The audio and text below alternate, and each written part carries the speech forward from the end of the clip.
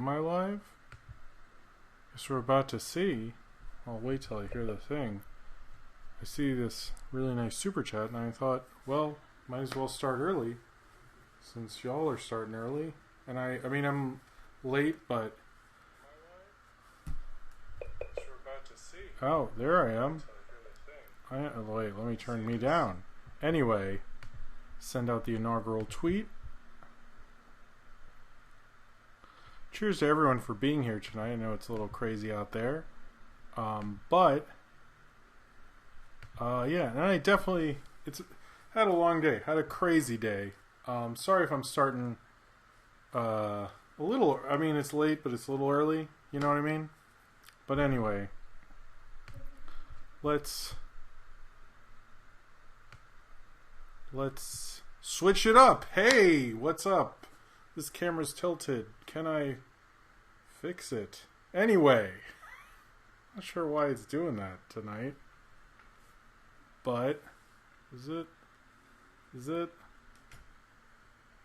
That looks a little better. Alright, and Buster's here right in time. Alright, so hey, what's up? It's Jim, and this is Movie Crap Live. Thank you for being here on a Saturday night, as crazy as it is. Hello to Paleo, Cornbread, Ransan Film, Bruce Parker, Paige Howard, Nathaniel Fogo, Kit the Mystical, Zane Powers, Austin, Leela K.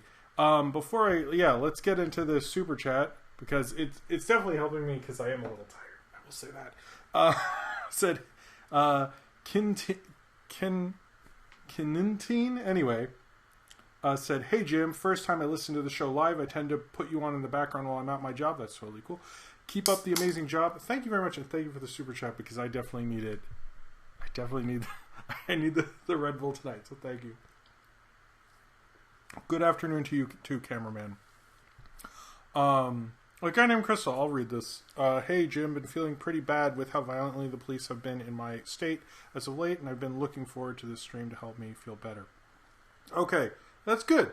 Alright, I wanted to discuss that at the top of the show, because I don't want everyone to think I'm sort of ignoring anything, or I'm asking everyone to ignore anything. I've noticed there's been certain people on Twitter who are acting like people bring up what their favorite movies are or what to watch right now is ignoring what's going on. I don't think I've been doing that personally, but just because I don't want everyone. I want to keep having the discussion, and but I want to say is things are bad. I grew up having issues with cops with my friends. I grew up protesting regularly. I actually grew up with this guy Ryan Harvey, who I think formed a label with Tom Morello or something. He's like a big protesty person now. But anyway, I've been around and done those things, and I've been objecting to that for a long time. And I think people should, and you should protest. Please protest safely. One thing, and the reason I bring up that history of things, is that if you are going to protest, try to be safe. Try to take care of yourself. Maybe don't go where the main aggressive part is. Make some artwork that supports it if you don't feel safe going out, especially during COVID. And guess what? No one's judging you for not going out. Just do something to support. If you financially cannot do that, my wife and I, or mainly my wife, but whatever, donate to Black Lives Matter. We have been doing stuff. I'm very nervous about going to any of those things right now, just because it's scary. But find a way to support, find a way to spread the word, find a way, if you want to make change. We all have bigger voices than we used to have, and now we can do it in many different ways.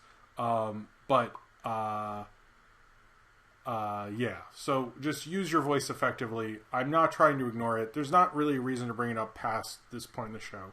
But anyway, Will in the super chat said, before we begin, Jim, I must know, I said, did you help research for the Saber Sparks VeggieTales video? Cheers to you, Will. Yes, I did, and I guess I can say this. Ryan did also. Ryan's the reason he's reading that book. Anyway, sorry, Ryan, if I'm calling you out. Anyway, but but it's gonna be a cool video. I'm excited for it, and sometimes we take a long time researching something, and it's for that is a good reason. I'm going to tell you right now, I think this is going to be a good one. And I know he's added so much more than when I put my research in, because he's gotten more access to things. So it's going to be a cool one. I'm going to hype that up now. Anyway, cheers to you.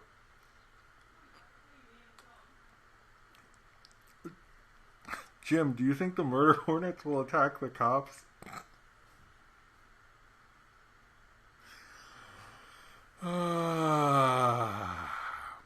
Is every week the Saber questions. You know, one time in one of his videos, I made him read a question, and I think it was like, "Why do you fart on your hands and then smell your hands?" And he read it. I feel like maybe this is revenge for me doing that. Anyway, I think that would be a great anime. If someone was to draw that, that would be amazing. Thank you for the super chat, Saber. But I will hype up the VeggieTales video. I think that's going to be a great one. And I'm sorry, Ren Sam Film, to hear about your loss. Tell your family my condolences about your uncle and your mother-in-law. No, your brother's wife. My dad's brother's wife and mother-in-law. Yeah, I think. Well, anyway, I'm sorry for your family's loss. That is, that's very sad. So, condolences to your family, Ran Same Film. Same Power says, remember 2020 is almost halfway done. Yeah. Yeah. Anyway, cheers to you. Question, did you find the Lord in the VeggieTales from Austin? No. No, that didn't help me find the Lord. Nice and awesome. Cheers to you. You guys are like giving me the energy to live through this. All right. Nathaniel Fogel. Hey, Jim, did you ever watch VeggieTales in the past? No, I didn't. Never watched it before I did these things. Because I'm like, not a super religious person. And by the time those were like in wild circulation, I was a teenager. So, cheers to you, Nathaniel Fogel. And Male Tears said, finally got an out-of-print Party Monster original soundtrack CD. Man, Male Tears. And I'm sorry, Male Tears. And I forget if it was Austin or Zane Powers, and I apologize. I missed your super chats at the end of the show. Sorry about that again from last week. But cheers to you, Male Tears. And good luck with your ever-expanding quest for Party Monster. Anyway, cheers to you. Alright. The show's already wacky. Somehow we've already done it. Let me get this. Let me move this. Let me listen to me sing. So wait, no, I didn't want it that way. I want it this way. All right.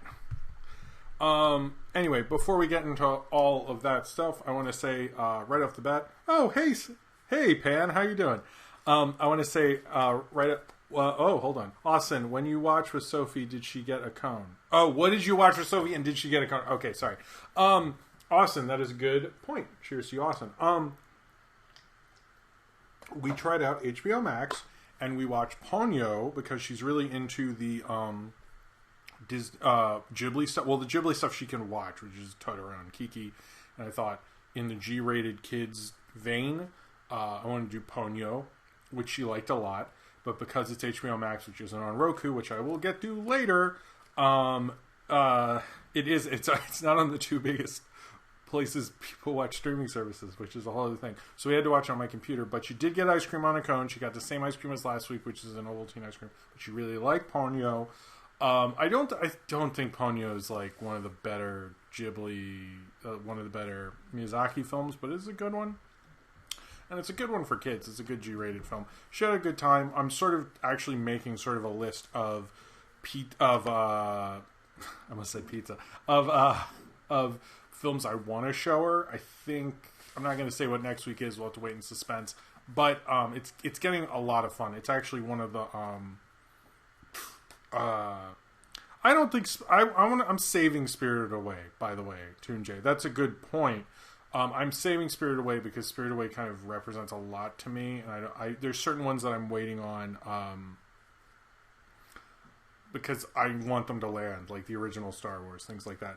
Ryan Walter said, Jim sings like a man on CD, available at Walgreens.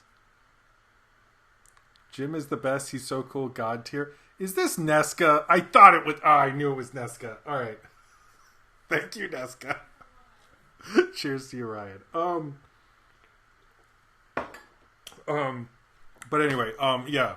We had a good time. She liked Ponyo. And she loved getting ice cream on a cone. And we got ice pops from a local kind of place that needs our support, especially right now. And, yeah. Jim, sent you my first film. Kind of sucks. Give one-on-one review. I don't know if I'll get to watch it because it's really long and my life is very busy. But thank you for sending it to me. I was going to write you a message later. I didn't get to today. But anyway, thank you for sending it to me. I don't know if I will get to watch it just because of time. But cheers to you. All right. This is watch Jim talk about movie crap and drink Red Bulls. Okay. So before we get into the news, I want to, this show and pretty much everything I do is supported by you, the fans. I'm pretty much fan supported almost entirely. And, so you can either do that by clicking on the link from my Patreon, below, and you get all sorts of exclusive content, including my commentary series, which I did over some Knock Force quickies. I just did one for Knock Force 8 and the movie review vote results and all sorts of things. And I've done a bunch of exclusive videos, on that, as well as you can support me here with Super Chats, which definitely support me and help me be able to keep making videos and also hopefully be able to but also be able to maybe get a new computer and make this streaming show better, which is kind of one of my goals. But anyway, thank you all very much for your support. If you are financially not able to do so, or you're supporting a much better cause than silly old me, just liking and watching is enough support. And I thank you if you are financially able to do so. Thank you very much. Will says, if there's no reference to the Gendy Larry Bohr cartoon series in the VeggieTales video, I'm unsubscribing. Well, that's fine, because it's not my channel, it's Saber's. Sorry, no.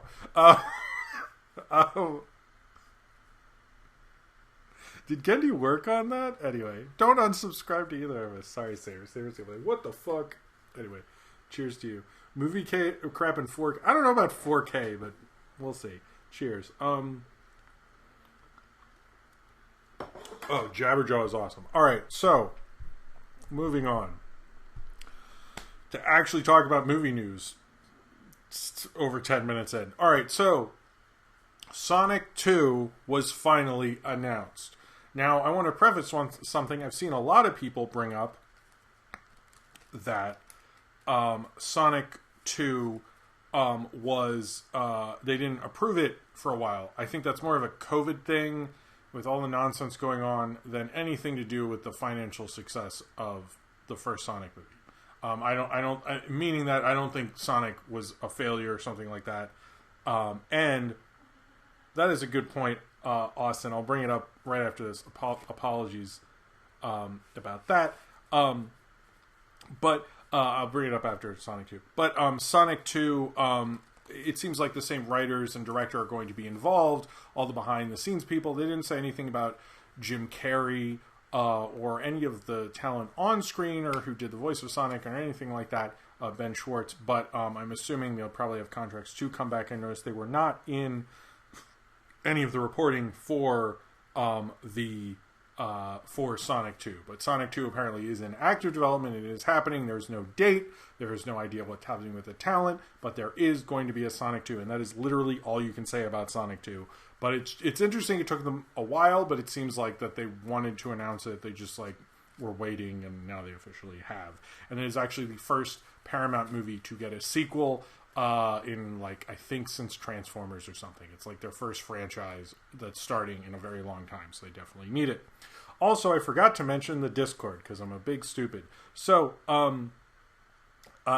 you should check out the Discord. It's a great community. You can. I was actually going to bring it up because I have a thing about it. You can go to the Ask Jim channel and ask me a question anytime, and I do get to answer them. If there are questions waiting there now, I'm going to do that before I go to bed tonight, hopefully.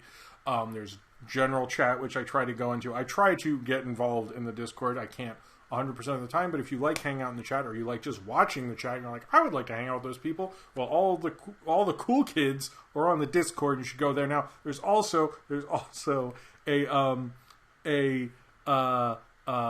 licensed trading cards channel, and I have new licensed Joker cards right here. Hold on, let me make sure I have, see, a licensed Joker cards, and they're going to go in there later tonight. So because I'm always playing, that's what I'm playing with down here. So let me tell you, the acclaimed the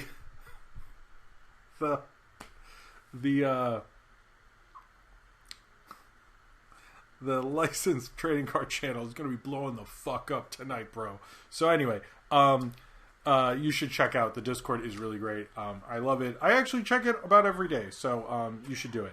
Anyway, I saw there was a super chat, and I will acknowledge it. Hold on. Society cards, you guys are great. What do you think the Sonic sequel will be like from Zane Powers? I think it'll have something to do with Tails because of the ending. Spoilers. Cheers. Cheers to you. I think it'll have something to do with Tails being in it. I feel like they'll probably have more Sonic lore, more characters. I could see Knuckles, things of that nature. I think that's what they're going to do because they have the world in there. Let's make it even crazier, and that's what I would do at least. I think that's what would honestly work for that. So anyway, there's really not much about Sonic 2, which is sort of why I talked about it first. But that's basically what's going on with it, essentially. So Tom Cruise is going to space. For real, that's not a joke. And with Elon Musk's Space Corp or whatever. Anyway, so space something, whatever his space thing is. Doesn't matter to me. I don't care. But she's going to make a movie with Tom Cruise that apparently part of it will be in space. What percentage of it will be in space and not be in space, which I still think is lame because you're going to go a space movie. Let's go like full fucking hog on this shit. But Doug Liman was announced as a director for the Tom Cruise space movie. So officially as a director, which makes me think this is actually moving forward. And then let me finish this and I'll get to Sinram. Thank you very much, Sinram. But it is not, and before Will chimes in, it is not Luna Park, which is a separate spacey sounding thing or whatever that Tom Cruise and Doug Liman are involved in. Paramount or Universal or whatever studio has Luna Park did actually confirm that it is not the same project. Luna Park is still in development, if you're wondering that. I feel like Will's going to get in the chat like, hey. Alright, fun fact from Sinram. Fun fact, during a 2011 interview, Tom Wilson, who played Biff in Back to the Future, claimed that Eric Stoltz insisted all the cast and crew address him as Marty except Leah Thompson. I've heard that too. I've heard Eric Stoltz was a bit much. Cheers to you, Sinram. Good to see you here. Nice to see you around, man. Yeah, we're gonna kill a Red Bull really fast. Is Tom Cruise going to be in Sonic movie 2? No, I don't think he is. But Tom Cruise, the Tom Cruise space movie continues. Like, having a director makes me think this is actually happening. But we'll see what's going to happen with it. You saw I did that Tom Cruise in space movie pitch. That's kind of all you need to know about it, I guess. I wish they would do that, but we'll see what's going to happen with Tom Cruise in space, but Doug Liman's involved. It is a movie, I guess, and we're going with that. All right, so next up, it came out today, and I know Pan was mentioned in the video, and I think a community post about it. Saber and I just made a video. Saber made a video about it, which I wrote on. I made my own review of it, but now it made history that the Seth Green cut of Mars Needs Moms has been found. Finally. Oh my god. So it was found by this guy, whose name I didn't write down on here. I have tweeted this already. Hopefully it won't play any music. But, so this YouTube critic, or YouTuber, Cinephile Studios, was making his own review of Mars Needs Moms. And then he, basically what he did, and you can watch the video, which I will now, see, this is, which I will now, no, damn it, I screwed it up already. God dang it. This is dad messes with the computer. I mean, that's literally because I am a dad. So, all right. So, I wanted to post his video because he deserves the credit because he found it. So, and yeah, hopefully, I delayed this so long. But yeah, it's this guy called Cinephile Studios. Basically, what he happened is he made a review of Mars Needs Moms. He went to rip the Blu-ray. When he ripped the Blu-ray, he noticed there was an extra audio track that was not accessible if you put the Blu-ray disc in your Blu-ray player.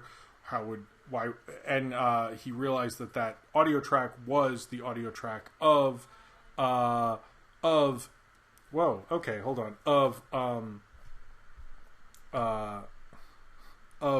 Seth Green as Milo in Mars Needs Moms. Before we move on to that, Trayvon Reed, as an African American, you give me hope on this brutal week, Jim. Oh, thank you. I hope I can. I hope I help with that. Cheers to you, Trayvon Reed. And Austin. Now we know we need to find Star Wars detours. I've actually been wondering why Disney doesn't just put that on Disney Plus right now, because like anytime I describe it to anyone, they're always like, I don't want to watch that. So, is Nolan calling me? I missed this. Does he know I'm live right now? Should I call him? Oh, my wife just said, you'll never know. Should I? Oh, hold on. Okay. Let me do the Will Super Chat. You probably don't even play the PS2 Larry Boy game. How credible really is the research for this important VeggieTales video? Oh my god. What is Larry? I don't think it's really about Larry Boy, to be clear, but cheers to you. Since Nolan called me, let me call Nolan. Your call has been forwarded to an automatic voice message. Oh, never mind. Anyway, if Nolan is watching, I'm going to keep my phone here. You can call me back. Maybe it was a mistake. Maybe you don't want to. I don't know what's going on with that. Anyway, so the Mars Needs Moms cut. He was trying to rip it. He found this extra audio track and realized it was the Seth Green audio track, and is hidden on the Blu-ray. You can only find it by ripping it. You can actually not find it on the Blu-ray like you put it in your disc player. So, which is such a nerdy YouTube critic way to find out something. Like that is so funny. So, Cinephile Studios, everyone should check him out. I know he just put a thing in the chat. Ryan did. Hold on. Hello? Yeah. Hey, it's me, Tom Cruise. Oh, hey. Sorry. I put you under my phone as Nolan, Tom Cruise. I'm sorry about that. How are you doing? Yeah, no, it's a very common misconception. I heard I have Google alerts put on my name in case anybody says something I don't want them to, and I heard you were talking about my space movies, so I thought I'd give you an exclusive info, press release type junket deal. Oh, interested. That would be wonderful, Tom Cruise person. What's the exclusive?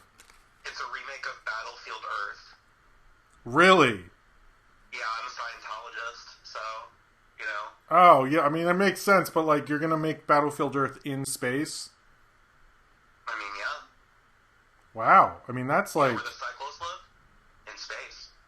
Wow. So John how Travolta's executive producing. I mean, is it like a sequel, or is it a direct remake? How far are we going with this? Well, we're talking with L. Ron Hubbard about that. Wait, I thought he was dead. Don't worry about it. I thought L. Ron Hubbard was dead. No, he's frozen right now. It's fine. But you talked to him while he's frozen? Well, we interface with his conscience. It's a long process. They don't mind me telling this because they know nobody will believe me. So. Oh, I mean, you are talking on the phone. It's your audio. Yeah, no, exactly. So yeah, it's fine. Oh. Don't worry about it. Yeah. Okay. So yeah, we're in talks with L. Ron Hubbard. He has proven very fruitful in creating a new Battlefield Earth film, and I'm excited for you all to see it. So. Oh, that's cool. Thank you, man. Tom Cruise. I can't believe you watched the show, or you just got a Google alert, I guess. No, I got a Google alert. I've never seen your videos before. Oh, that makes sense. I see you review movies, though. Have you reviewed any of my movies? I've reviewed a lot of your movies. I saw Oblivion and the Jack Reacher, but only the first one. Did you see Top Gun? Did you review Top Gun? I haven't reviewed Top Gun yet. I was waiting for the new Top Gun, so synergy. You know what I mean? No, I get you. But I look gay in it. Do you look gay in Top Gun? Yes. Did you say I was gay, or that I was perceived to be gay? No, I didn't. I didn't say anything about that, but I think that movie, it's a little obvious. What's obvious? Like the gay stuff. I don't know what you're talking about. In Top Gun. Every Scientologist is straight, Jim. No, I'm just saying, like, but couldn't you admit that Top Gun is super gay? I can't. Oh, I have a... Wait, Tom Cruise, are you still there? No, sorry, that's L. Ron Hubbard. Oh, well, someone wants to know, ask what The Mummy was like for you. I legally can't talk about that movie anymore.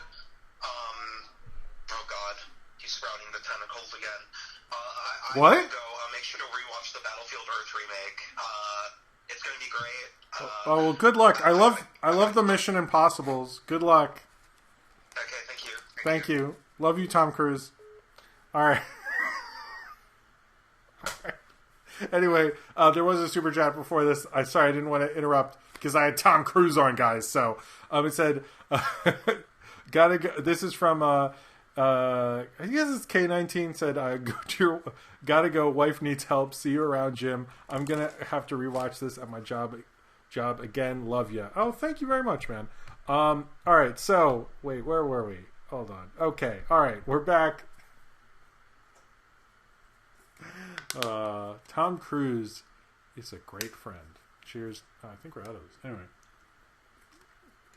Wow, we killed a Red Bull, and it's only 11. All right, that was funny. I have cool friends. All right, so Mars Needs Moms. They found the Seth Green cut. He put out on SoundCloud, I guess, just the audio of the Seth Green cut, and then he put it with, I believe, the Internet Archive. If Ryan or someone has that link, feel free to post it in the chat if you want to. You don't have to. Of it with the Seth Green cut, he notes that the audio, like, it sounds like some of the audio isn't really mixed that well in it. I've only listened to like parts of it. It to be honest, that movie's awful, and I don't want to watch it again. That's like, I just dealt with Mars Needs Moms like a lot because I helped make 2 videos of Mars Needs Moms, and I need space from Mars Needs Moms right now, like probably for the rest of my life. Like, I don't really need to ever see that movie again because it's awful. But it's interesting that this happened because I think when I said it and Pan said it first, and Saber might have said it, and I said it. I'm going to be honest. I don't think any of us really wanted to see this. Maybe, hey, if any of these guys are watching right now, Nolan's here. Nolan, you just missed Tom Cruise. It was crazy. But I just think no one thought, no one who made that joke wanted to see it. It's like the Snyder Cut. If everyone who wanted the Snyder Cut didn't actually want to see it, is what's going on with the Seth Green cut. Maybe Zane Power says Mars Needs Moms improves upon subsequent viewings. I guess I will believe you. Oh, I only had one sugar-free. Neptune needs Nolan's. Nice, Ryan. Pluto needs Pan. Jim needs Jupiter needs Jim. Is anyone doing that one? Someone probably did that one already. Anyway, cheers. There we go. Thank you, Cartoon Freak. I hope we have that synergy. It's did. But I think it's cool that a YouTuber found it. Like a cartoon YouTuber found the Mars Needs Moms Seth Green cut. Oh my god. If you could ever think of a less essential cut of a movie, it would be that one. So, yeah, it happened. If you had to slip a VeggieTales character up your booty, who would it be? Saber, that's sexual harassment. No, God, I don't know enough of their names. Maybe would be the cucumber or the tomato. I feel like the tomato would be less comfortable. But I would just squish on the tomato. Let's say the tomato. I'm going to say the tomato. Anyway, thank you for that, Saber. That's something we needed. Cheers to you? I don't know. Thank you very much. Alright, so in other big news, a Labyrinth sequel has pretty much been confirmed, because as I mentioned a lot on here, if a director is confirmed, that pretty much means something is actually moving forward rather quickly. And I was never a VeggieTales fan. No one has thought I was a VeggieTales fan. Come on. No one I'm not really offended by that. Anyway. So, Scott Derrickson, who's been kind of Jim, this is from Catbot158. Jim, who would be a good Jareth in Labyrinth 2? I have some opinions on that, but cheers to you. I actually think let's go with Tilda Swinton, but I would go with someone. It should be someone who kind of awakens things in. There is no way to say this without sounding creepy, but I think a lot of kids were very sexually attracted to David Bowie. And if you're going to have someone in that role, it should be someone who does that for children. Wow, that was gross. Alright, anyway, moving on. Kevin Smith is streaming. Well, fuck him. We had an agreement. Alright, Scott Derrickson is going to be directing the Labyrinth sequel for TriStar. We know very little about it. A lot of people are saying that this is good because he has a relationship with Jennifer Connelly. There has been no announcement about Jennifer Connelly. It's just sort of like they might call each other sometimes. I don't know. That's like not confirmed at all. Not confirmed. But he is directing it. There is some question, I guess, if he is a good choice or not. But Nolan should be the Goblin for Jareth. I would be fine with that. This is getting gross. I will get to HBO Max in a second, don't worry. But Scott Derrickson, I think, is an interesting choice. He's more of a horror director. I think he's a choice where you go, oh, perfect. Like, I actually think, why isn't Brian Henson doing more after having watched both of the Don't Make It Out of Context movie crap? Oh my god. I think Brian Henson, after watching the two Muppet films he directed, I actually don't know why he's not doing more. I know Happy Town Murders didn't go down well for most people, but I think yeah. But I think he's an interesting choice. He's a good choice. I'm excited for Labyrinth 2 with him, but I'm curious, like, what the take is going to be. That's, like, the one thing. It's, like, what is the idea for Labyrinth 2? What are they going to do with it? It is interesting. So many Muppet things happen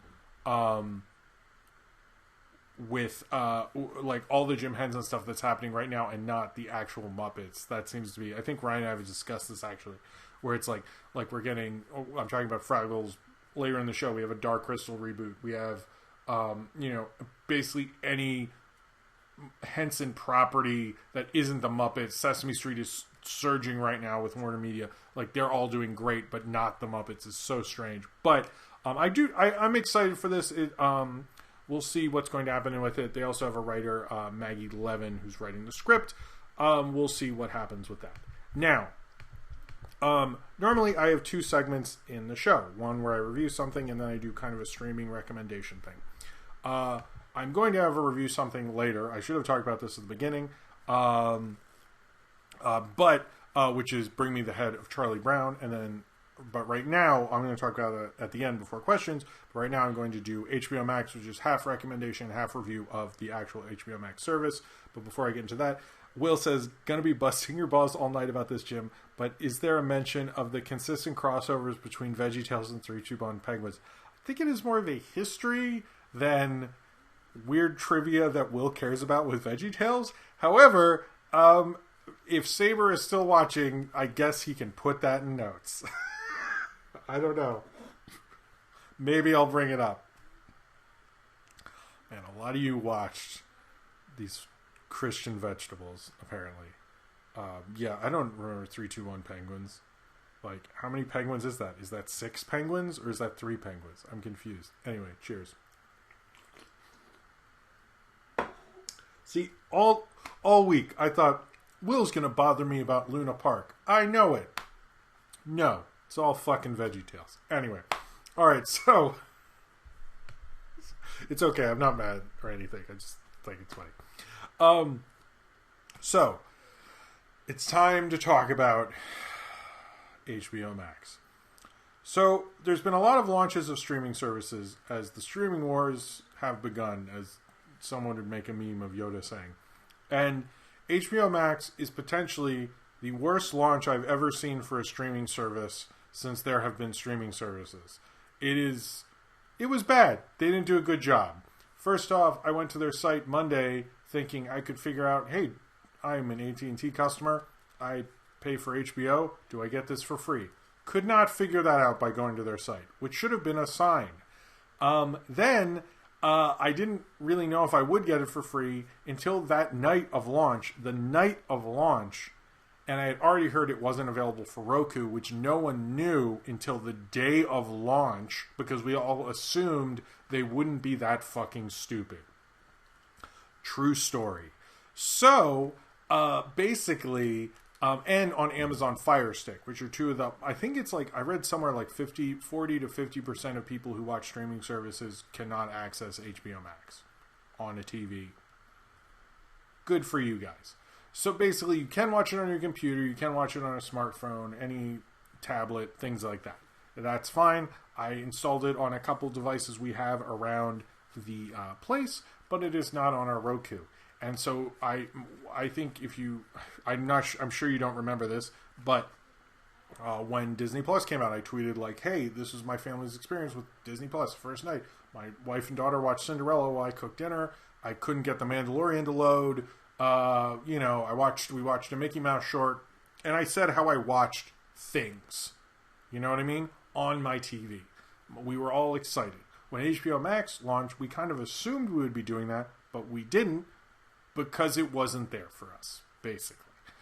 So I installed it on there. I didn't really start watching it until Friday, and when I tried to watch a movie, which is Ponyo, I noticed on the thing it plays not like, so if you go to Amazon Prime or Netflix and you watch it through a browser, it basically fills up the entire browser. You know what I mean? You hit play, fills up the entire browser. Basic shit. Well, HBO Max didn't do that. It plays like a YouTube video, and it's playing all small, and it's like I have an option to make it do that. But I was like, why would I want to watch? There's like no comments here. There's no thumbs up. It's like, it was awful. So, it was just bad how they launched. I mean, I know they made a last-minute deal with Xfinity. They made a last-minute deal to get all 8 Harry Potter movies. There are a lot of movies that people said were going to be on there that were supposed to be that weren't. Mask of the Phantasm isn't on there. Steel is. Good for you guys. But it just didn't launch effectively. I don't think they did a very good job. I was honestly really disappointed by HBO Max. And I think most movie press people I follow and listen to podcasts and all this stuff actually commented that they really thought that this would be a great streaming service until they actually went on it and heard how they fumbled it up. So it's kind of interesting that everyone was doubting Disney Plus and all these things, and then suddenly HBO Max, everyone was like, there's no way they'll screw that up. And they did. They did really badly. But I will say this. I love the Looney Tunes shorts. I think those are great. I'm glad they made those. The one thing I don't like about the press with HBO Max is everyone is bringing up how they don't have any originals at launch and sort of ignoring the Looney Tunes shorts, which is fucking bullshit as far as I'm concerned, because those are great. As well as the Elmo Not So Late Show, which Sophie didn't really get into, but she'll watch the Looney Tunes with me. They have a lot of classic Looney Tunes. They have selections from Crunchyroll to Turner Classic Movies to Looney Tunes to DC to all sorts of, Sesame Street. They have a lot of great various sections on there, which I thought they did a very good job with. I like I did like the Turner Classic Movies section. I like the Ghibli section. Is good. It's basically just a list of the Ghibli movies because you can't really curate. It's just like, here's the Ghibli movies. But the other ones, they curate them pretty well. If you look it's just like they have playlists. Like on Turner Classic Movies, they had a Charlie Chaplin section, which was great. I didn't see any of those selection recommendations by celebrities and notable people thing that they mentioned before they launched. But they do have a section where it's like the things they curate, and then they have on each of those sections they have a thing called A to Z. So you can see like A to Z from A to Z. That's how alphabetization works. What they have on those individual things from HBO to so forth. That I actually thought was very nice because I think with Disney Plus, I'm often confused what's even on that fucking service. But it just was. I don't like how it's organized. I want a Roku app because then I'll really watch it. But it's like we're only going to watch it to watch Looney Tunes and Close Enough right now. And I have it for free with cable, so it's sort of like just this free streaming service I'm never going to use until it's on Roku, and that seems to be a lot of people actually. Grave of the Fireflies isn't on there. That's lame. Anyway, Zane Power says, what happened to the hundreds of hours of Looney Tunes? They do have a lot of Looney Tunes on there. I don't know what Sabres is, but let me answer.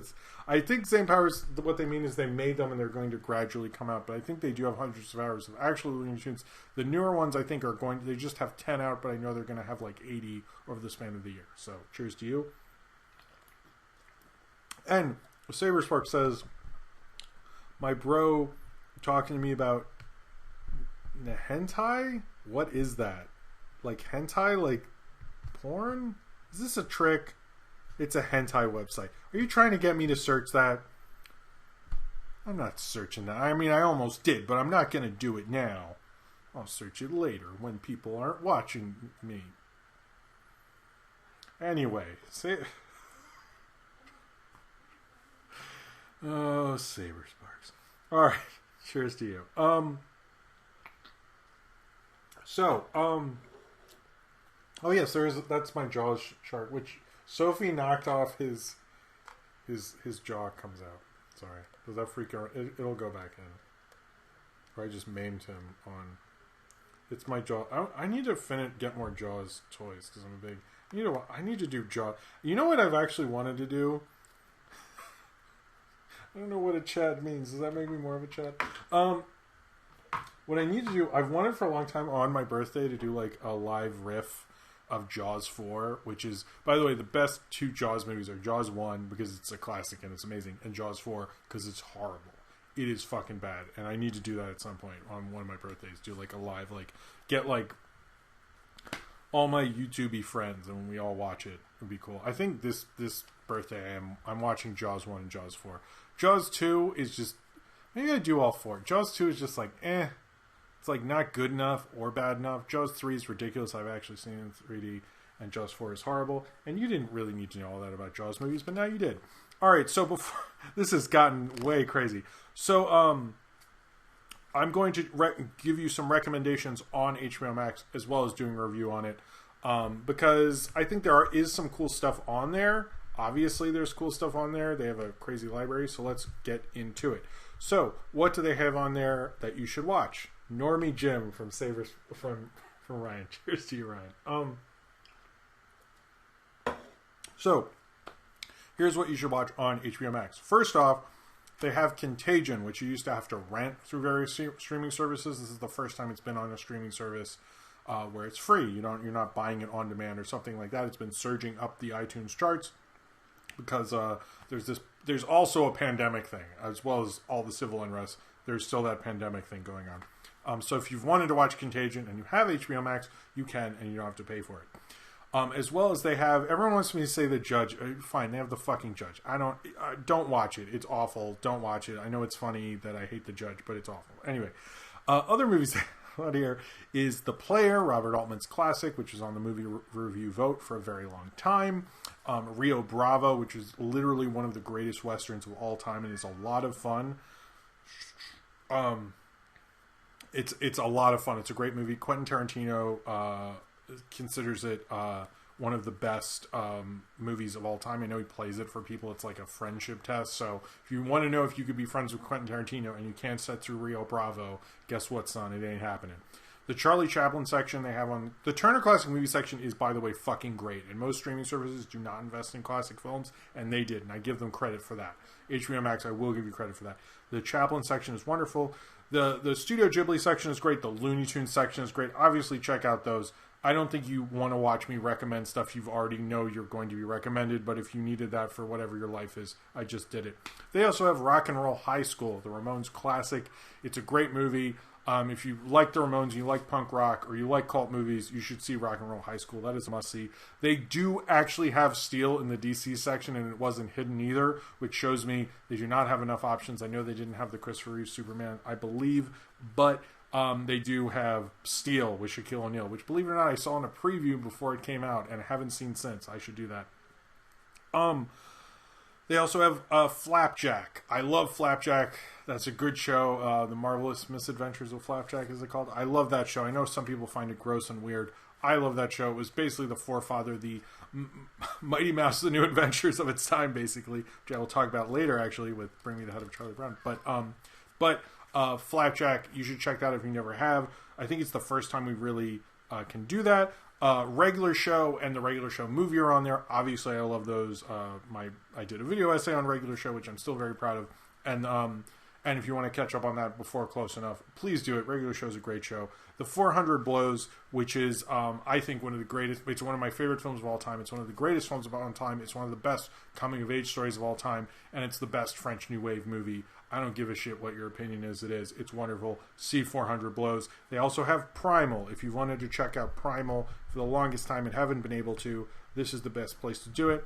And finally, they do have the first book of Infinity Train. To my understanding, the next book of Infinity Train will happen later. I know it's on Hulu, Infinity Train, but or is Primal on Hulu too? Probably is. Whatever. Those are my recommendations for HBO Max thus far. They do have a lot of great stuff. I could recommend, hey, Harry Potter movies are a thing there, but I'm sure you've seen them. However, HBO Max does actually still have a good selection. I just did not like how they launched because it's not on my Roku. I know a lot of people are just saying they're not really going to get into it until they have that option. I don't know when HBO Max will fix that. The other thing about this that I should add... I have a thing. Anyway, this is a messy segment. Is that HBO Max didn't admit the Roku thing, but Roku CEO admitted it later. So Roku handled the customer service snafu with this whole thing, not HBO Max, on their own service, and apologized and said, we'd like to work with them and figure out a licensing deal, basically. But they came out on the day of the HBO Max launch. That's embarrassing. But anyway, I do think they have a lot of great classic films. If you want to get into film and you have access to it already, it's a great service, much like Turner Classic Movies is. And I think, it does have a lot of good options. I just wish they'd organized it better. And I think they have a lot of potential, but I'd like to see them meet that potential. And I think they could be a good service if they launched effectively for everyone to actually watch and organize themselves a little. I think make it better for people to actually watch it, and maybe have organize it a little better, and maybe redo the site a little bit. I think it's not the greatest. Before I get into my last HBO Max thing, I said, Saberspark says, you get $1 million, but you have to slap Paleo across the face as hard as you can while shouting, "Dolphins suck. What do you do?" Look, Paleo, I'm sorry. People have different views on dolphins, and I need $1 million. So I guess that answers that question.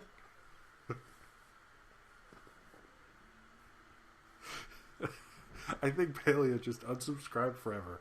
Paleo, I'm sorry. Saber, that was horrible. Cheers to you both. I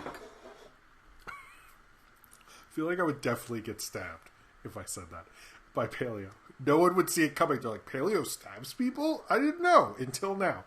Anyway, so with HBO Max, I don't know if you knew this, but I am a part of... Let me make sure I'm actually... I use Blue Apron with my family, and it came with HBO Max recommendations. If you're actually on the chat on my Discord, you know I was going to do this. I lost one of the recipes somehow, which I had earlier today, and now I probably put it somewhere to save it, and I fucking forgot it because I'm a big stupid. But we're going to read what this recipe of pork lo mein, which I actually did eat today. My wife made it for me for lunch, for both of us for lunch. And so this is what they say, what they wrote for the HBO to pair with this food from services on HBO Max. By the way, Blue Apron, if you would love to be a sponsor, I would be so down for that. What's the mindset of people who allowed this launch? I think there are people who thought, this will work, right? No. Anyway, cheers to you. So this is what HBO Blue Apron says you should watch on HBO Max with pork lo mein. Friday game night takeout. Pair with your favorite crew on HBO Max. Whether fueling up for a Big Bang Theory game night, a wind down with Insecure, or a lightning round with Friends. That's Friends the show, not your actual friends, by the way. Just don't. HBO Max has enough to satisfy everyone in your crew, even Joey, but not Joey the sitcom because that's not actually on HBO Max. To celebrate, we've teamed up with HBO Max to bring you recipes inspired by some of our most beloved entertainment. That's a sentence. Streaming now. And I can discover more of them, but that was what it said on this pork lo mein. True story. All right. Sorry, I just wanted to read it because I had it. I thought it'd be funny. Did I get? Sorry, I don't want to miss anybody's thing. If I do, I'm gonna try to. Anyway, better for Trayvon Reed. Better launch HBO Max or Quibi. You know, I want to say Quibi. I really do. And you know what? I want to say Quibi did a better launch because Quibi gave me the launch I expected. Whereas HBO Max failed in my expectations. So Quibi, I'd say, about met expectations. But when you look at, HBO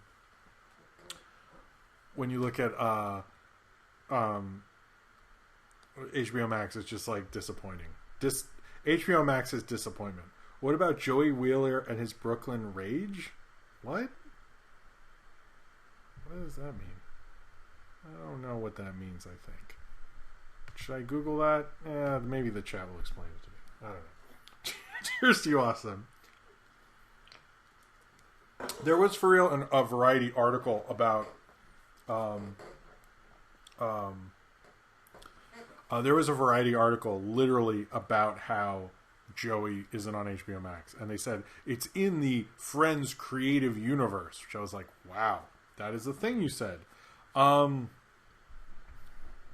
All right, anyway, so let's get into it. There's going to be that was it for HBO Max. It's Joey from Friends.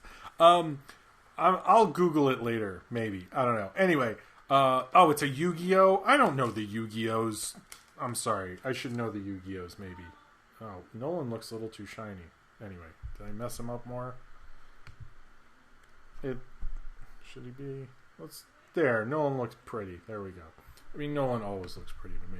So there's going to be a Wallace and Gromit augmented reality game. They had a trailer for, not really showing you what the game was, but they had a trailer to sort of announce that it was happening. It actually looks kind of cool. I'm going to have fun with that. I was actually going to use it with Sophie. I think it's a good... I like the augmented reality stuff of like Pokemon Go. I had fun with it when I used it. I only used it for a little bit. But I think it'll be a cool thing. I like Wallace and Gromit. I'm down for an augmented reality thing, and it seems fun. I'm actually probably going to try it out with Sophie, and I'm actually going to need to show her more Wallace and Gromit before that. But it seems like a cool thing to do with those characters. Anyway, so two kind of Apple Plus news, and you know how last week I was saying how Apple Plus, there was the one they bought, the was it Grey Hound or Grey, whatever the fucking Tom Hanks movie is. I don't even remember. I do not remember what that Tom Hanks movie they bought was even called. So good job on spending $70 million. But they have been talking about buying up more things, and this week they definitely did. And I think Apple Plus seems to really want to push forward getting more content and showing off. And that is what they're doing with these two news stories. One, they picked up Fraggle Rock for a full series order on Apple Plus, which is a big deal. It seems like the Henson stuff is really driving a lot of traffic to streaming services. For example, how Sesame Street really helped HBO Go and HBO Now, and will help HBO Max. They have Sesame Street. Any parent who knows where Sesame Street is streaming is going to get that streaming service. That is a win-win. Having Fraggle Rock on there, it's certainly not as big as Sesame Street, but no offense, Fraggle Rock, but there are a certain amount of people who go, oh, I will sign up for that, or, oh yeah, I'll keep it for a little bit and then sign up for there. So I think it is an absolute win. They also, I'll get to Bloxy Oxenwinkle. How are you doing? Little late tonight, and the stuff going on in Pittsburgh is crazy, but I'm safe. Oh, that's good. So that's good. That's good. Plus, my Baby Sonic plush came early, so that was nice. I saw that you got that. I wanted to retweet that. I'll retweet that after. Sorry, it's a little crazy at night for me. But I'm glad that got to you despite everything that's going on. Bloxy Oxenwinkle, I hope you stay safe, and I hope your family is safe as well. And I hope that you are doing okay. And I'm sorry, that's probably very stressful. So, anyway, good luck to you, Bloxy Oxenwinkle. Cheers to you. As well as Apple Plus has also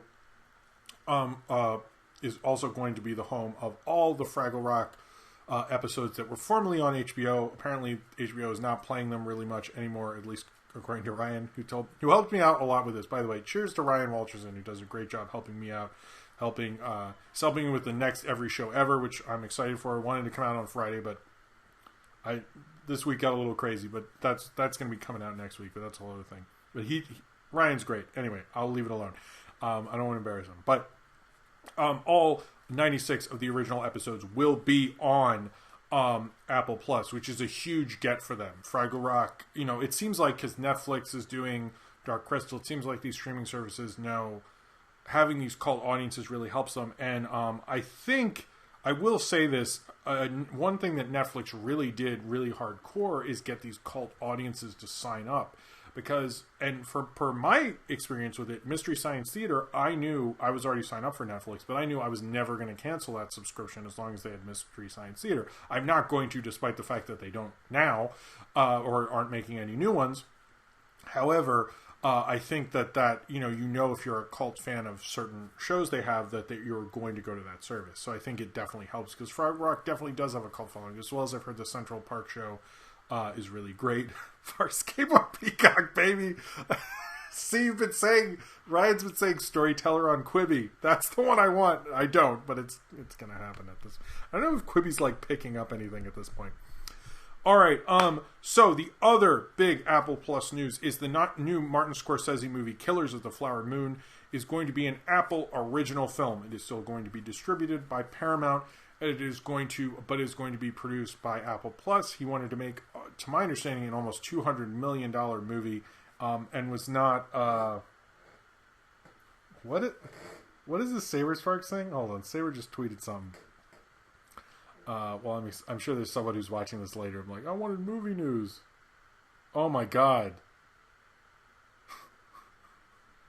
Thank you for the views, Saber. But what is going on? This is so interesting. This. I don't know if anyone's on Twitter right now. I'm going to retweet this, even though it's during the show. That's a lot of me. All right. Anyway, this is. Can you see that? Can we see it? Look. No, that's 3 of me. That's crazy. Anyway, thank you, Saber. I feel bad for your internet. Sorry.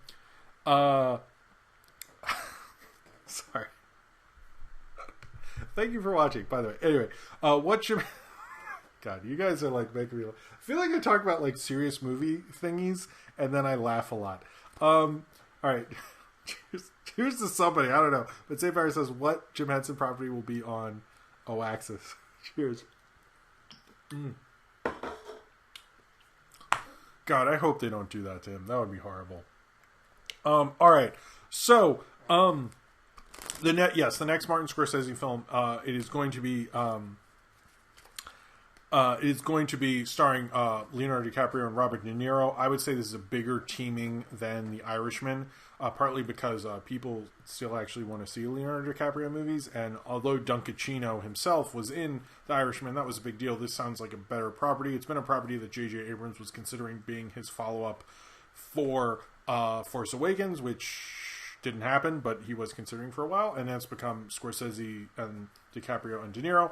Obviously, this will do well because people see DiCaprio movies. He's one of the biggest movie stars in the world. It's a huge get for Apple Plus. It helps Paramount out because they're just distributing it, and then they get to also say they still had a Martin Scorsese film. A lot of people are saying Martin Scorsese got too used to the huge budget of Netflix from the... Sorry, Buster's down here. Let's show... Even though I'm talking about this is like a serious... Buster, say hey. Hey. Oh. You okay? Okay, I'll clean your fur later. I've noticed you've got some fur. Every Saturday, he seems to know he can come to me and tell me about his fur stuff. Anyway, I don't have fur all over my... Good boy. But there's been this comment that Martin Scorsese got too used to the Netflix money where he had unlimited funds. And this has been a thing that's been going on with Martin Scorsese for a long time. Despite the fact that... despite the fact that... that did happen. His budgets have been rising and been a problem probably since Gangs of New York, to be honest with you. And I think that the fact that he used to make films for a lower budget, but as soon as he realized he didn't have to do that anymore, he said, "Fuck that," and I'm just going to keep having my budgets inflate. And it's been a bigger and bigger issue, and it's sort of hitting a climax. But he's Martin Scorsese. I get it. If he can get streaming service money, he can get them Oscar nominations. The other thing with this, and I have to say, is that these studios use Scorsese because Netflix knows, like, look how we helped Scorsese get all these Oscar nominations. Man, this chair is like hitting the wall. All right. So I think they're sort of using it to say, like, hey, they can go to the Coen brothers and say, look what we did for Scorsese, or they can go to other filmmakers to do that. I don't know if that works as well. Like, did it work for Netflix? I don't know, but I think it shows their commitment to doing those sort of things. So it's sort of a PR, a cinephile PR sort of thing, and that's basically what they're doing with that. In other Martin Scorsese news, he made a cool little quarantine short, which aired on the BBC and then was shown only on Twitter in 3 different tweets, which is extra annoying. If you want to watch that, it'll be... I'm just going to put it in the chat. If you're watching this later, I try to put links in the chat because that way if people are watching it now, they can do it, and the chat's usually there for people later. And you can see what's going on, and it's fun. I don't know. But anyway, it's a nice little short. It is not what... Spike Lee's short was about the quarantine, but it is more of him. You kind of see his living room or his TV room, as my daughter would say, and you get to see where he watches movies and how he's been experiencing the quarantine. Obviously, he doesn't want to go out because he's a lot older, and how he's been feeling about it. And it's a nice little quickly shot thing, really using like simple cameras and stuff like that. I know about the saver streaming 3 people at once. All right, so Henry Cavill is back as Superman, but not in the way... I'm going to filibuster here. Anyway, that's gross. Sorry. Henry Cavill is back as Superman, but only in cameos of other DC movies, not in a Man of Steel 2. There's been all sorts of rumors that means he's in J.J. Abrams' Superman movie, which has not been announced and has not been official from literally anything other than J.J. Abrams has a deal with Warner Media. Good for him. But I just don't see that happening right now. So people who think that that'll happen, they're just kind of making headlines to make a big deal. Is it kind of contractually pave the way for that? Sure. Could you make that leap? You probably shouldn't, but they did anyway. So, but Henry Cavill says he wants to do cameos in other DC movies. People are saying it's probably not Wonder Woman 1984 because that's already shot. They probably don't need him in Aquaman 2. We'll see what's going to happen with everything else, but it seems like it could be Shazam 2, which, by the way, this is fucking bullshit, because if you saw in Shazam, he wasn't in Shazam because of contract things, and now he finally, like, worked it out. Like, you're in one of the, probably the best DC movie. I don't care if that's controversial. Shazam was the best of them, I'd say. Like, Wonder Woman and Shazam, let's say they're even. But they're even. Fine. Shazam was great. He fucked up not being in Shazam. That's on him. I think that's fucking lame. That's really lame. That he didn't do that, but it seems like he could be in Black Adam or Shazam 2.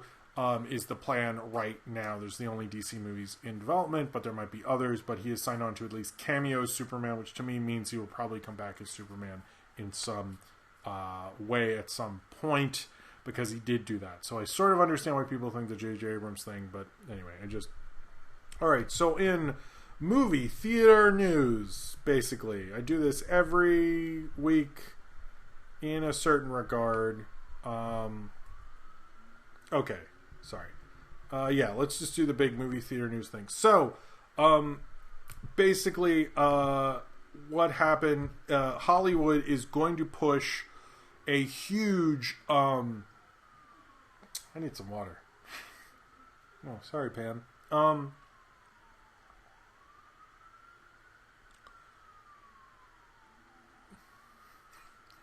I like Jordan Bouchard says, I'm back at the part where Jim sees the saber streams, and this is the best movie crap ever. Haha, shout out to somebody. I liked it.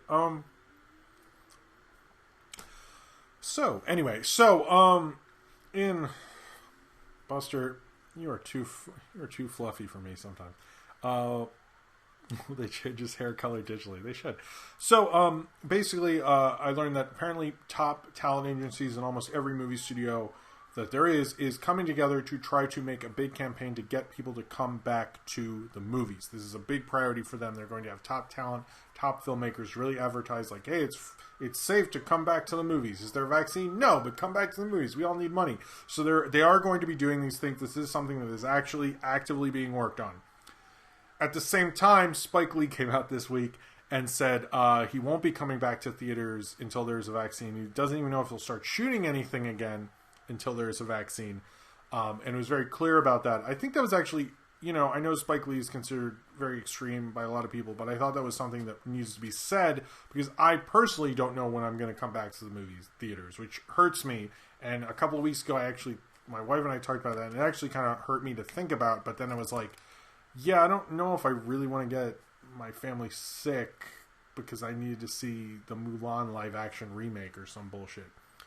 So I'm just going to say that I agree with that. I think we'll see what's going to happen. I know that they're really pushing things more to drive-ins. Like there's a movie later I'm talking about that I've already heard they're doing that. But I think Spike Lee's bringing up a good point, and that needs to be talked about further. I will be talking about his trailer because I forgot to talk about it last week. Regal Cinemas earlier in the week said they do not have a planned open date. They were publicizing that to kind of show that it could be pushed back.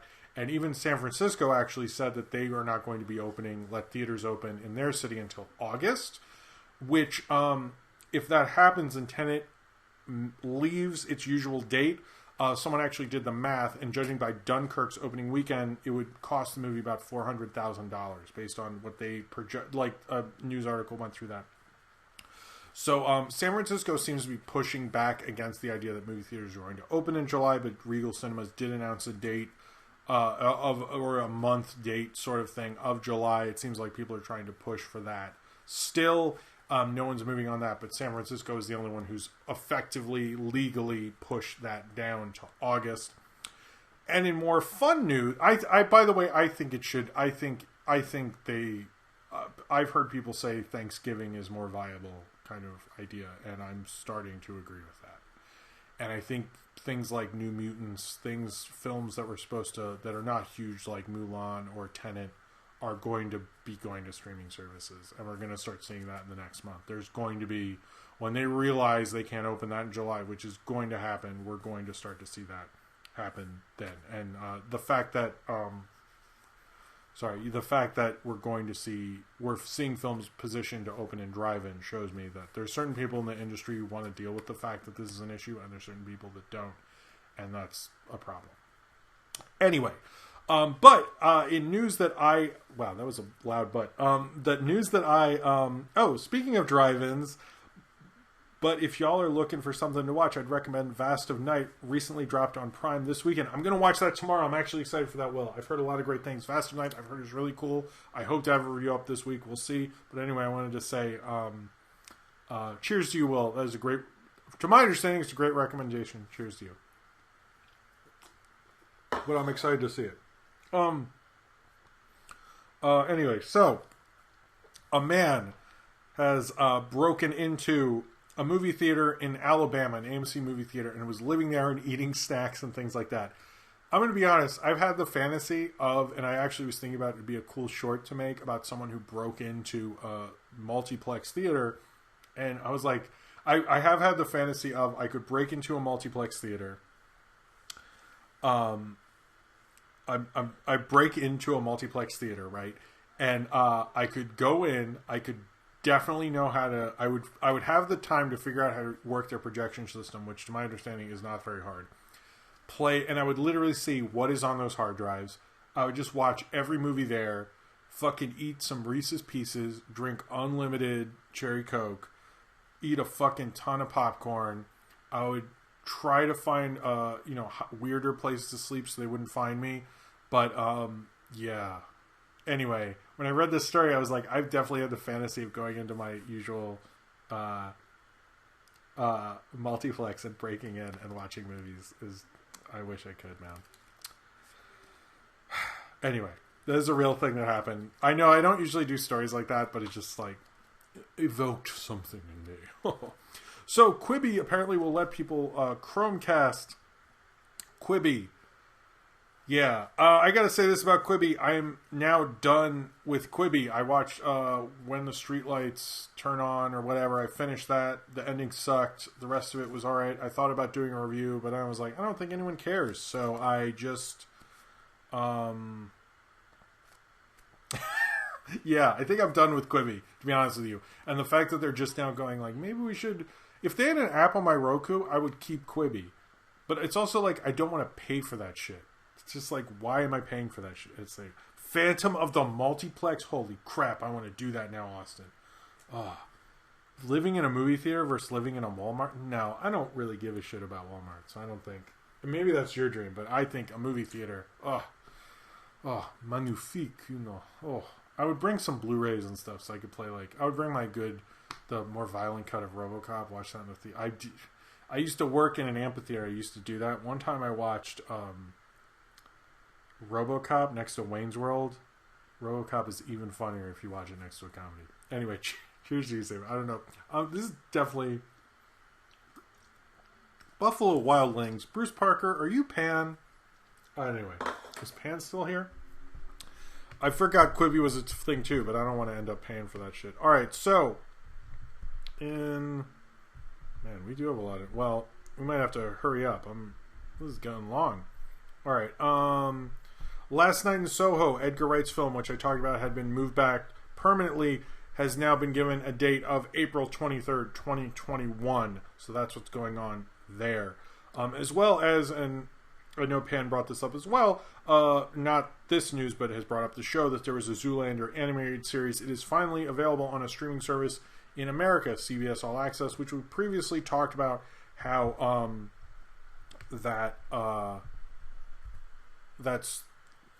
they wanted to do more with cartoons, and I guess they have with the Zoolander animated series. So, the Snyder Cut. Yes, cool, I'm talking about that for whatever reason. So, there was a thing with the CEO of, I guess it's AT&T or something, with HBO Max. He said it would probably cost more than $30 million. He admitted there was never any Snyder Cut. They're sort of assembling a Snyder Cut, which is even more embarrassing to all these people who said, no, there was a work in progress cut. I'm like, that's not a fucking... Like, the fact that I have to explain editing to a bunch of people who are supposed to know about movies is ridiculous to me. But, I kept hitting the camera there. Sorry, I should stop touching my face. But, yes, so apparently it's going to be more expensive. They are not going to shoot new stuff with any of the actors. They're just going to do ADR at most and going to give them a ton of money for special effects. It looks like it is definitely going to be a 6-season thing. Jim died. What? I don't understand that. Okay, I hope I didn't. But through this whole Snyder thing, I've noticed there's been a lot of talk of other people releasing cuts of their movies. I want to thank Josh Trank for someone said, what about the Josh Trank cut of Fantastic Four? And he said, no, I don't want to do that. So thank you to Josh Trank. Now moving on to some other idiots who couldn't say that. Release the Gisriel cut of what? Of what? of Justice League? If they pay me, I would love it. When will we get the Affleck cut? Of what? Of Justice League? I don't know. Anyway, cheers to you, Ryan. Cheers to you, Zane Powers. So, Paul Feig, who I actually used to like, but he said that there was a 3-hour cut of Ghostbusters. I was sort of like, no one wants that, man. It was sort of a joke. And then he went on this thing about how Ghostbusters failed because the anti-Hillary bias. And I was just like, dude, please, just like, don't.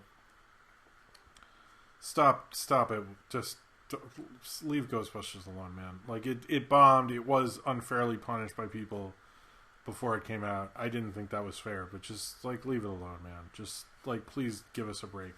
Like, as soon as he said there's a 3-hour cut, I was like, I know he's trolling people. And then he kept talking. I was like, Paul Feig, like, man, I know that was a rough thing, but embarrassing. I wasn't against them doing it. It's just embarrassing at this point. He's still doing it. Anyway, apparently David Ayers is saying that there is an original Suicide Squad cut, and if he released it and all this thing, I'm just like, oh my god, why do I need different cuts of movies I don't ever want to see again? Do we need this? We don't need this. Like, stop it. I do not want cuts of any of those movies at all. No one wants them. No, all the cuts of these movies are all movies that suck. And then they're like, no, but hear me out. It might suck a little less. And I'm like, no, fuck you. I don't want to watch it. Anyway, moving on. It's Always Sunny has been renewed for its 15th season, making it the longest live-action series ever, beating Ozzie and Harriet. I'm assuming Ozzie and Harriet probably had more episodes because they don't make a lot of It's Always Sunny. I didn't look it up, but let's just say most likely. But yeah, that's cool for It's Always Sunny. I love that show. I don't watch everyone as much as I used to, but not because I have any problem with the show. I just lost track of it. But my wife and I need to do that. That would be fun. James Mangold has been confirmed for directing Indy 5. Yay, we already knew that, but cool, good for you. But James Mangold has said it's going to be a different kind of film. So I'm sort of interested in that. I like that he's saying that, but people said it wasn't Crystal Skull, a different kind of indie film, but we'll see. Release the incest cut of the Judge. Incest cut. Oh, fucking hell. Oh, God, that movie. Anyway, cheers to you, Zane Powers. So this is sort of an interesting story. How much? Sorry, I'm cutting things. We're running long today. Okay. So, The Mandalorian, it came out this week, actually brought up a big point for the Golden Globes. They don't nominate people to do voice performances because this industry does bullshit like that. But they said that basically what happened when The Mandalorian came out, they had kind of a meeting and a rule clarification about Pedro Pascal's performance in The Mandalorian, since they've considered it a voice performance, but since he shows his face towards the end, they considered it maybe not just a voice performance, despite the fact that if you read anything about what happened on set, he was like on set for like 3 days or something. Whatever. and like John Wayne's great-grandson did the actual Mandalorian, which is true. Look it up. But apparently the Golden Globes did actually have a meeting about that. He was not nominated last year, but yeah. Nice cartoon freak. The incest cut is real, bro. I saw it on N Hentai. Oh, nice callback. All right, so Palm Strings, which is a very promising, I would say,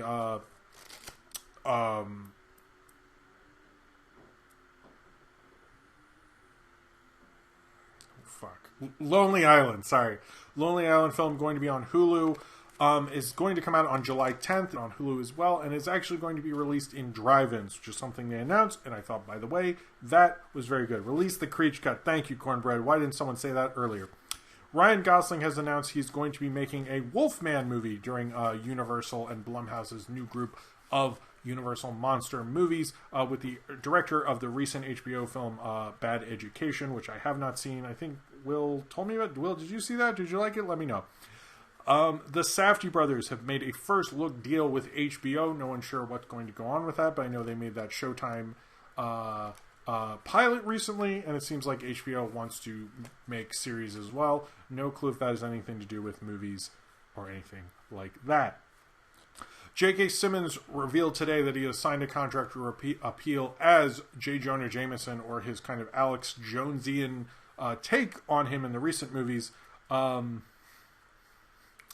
multiple Spider-Man films. So we'll see J.K. Simmons playing J. Jonah Jameson in more Spider-Man films. That was confirmed today. Zane Power says, release the other butt jokes of Dr. Doodle.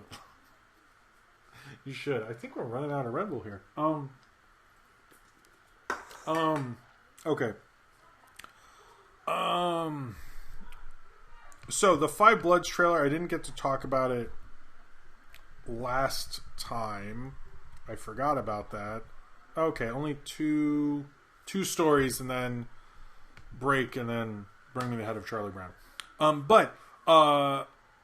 Where was I? Yes, I didn't talk about The Five Bloods. It comes out on Netflix on June 12th.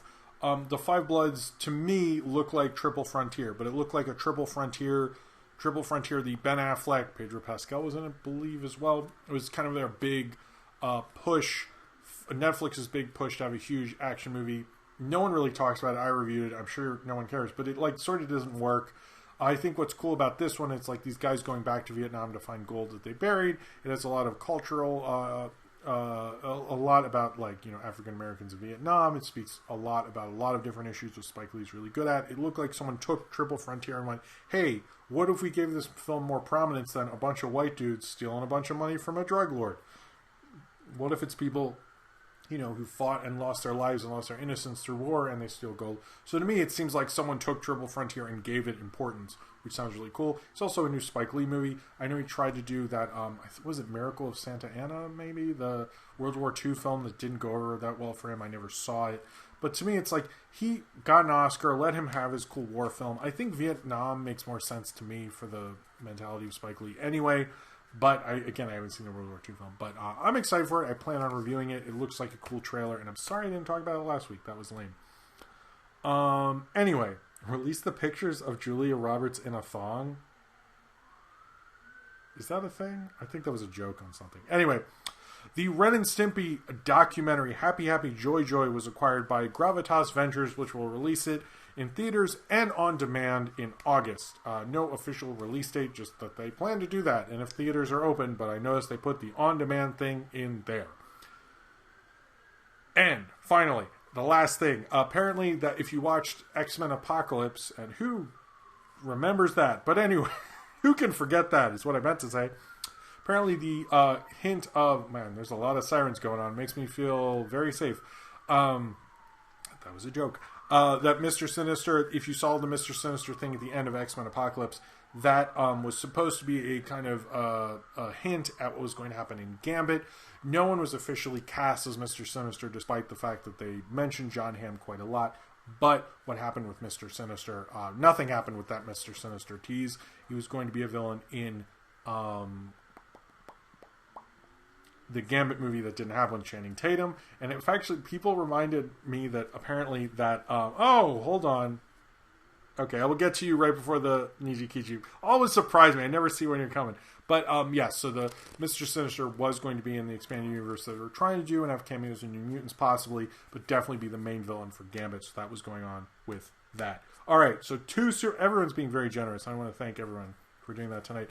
A great fun fact for Niji Kichu. Fun fact, Arnold Schwarzenegger originally turned down the role of Terminator until James Cameron hand-painted a portrait of Arnold as the Terminator. It was a different role for him at the time, and it's more of a villain. But thank you, Niji Kichu. That was great. And, Jim, what are the cops after you for this time? Cheers to you. All right. So, I'm going to go to the bathroom real quick, then we will do questions, and then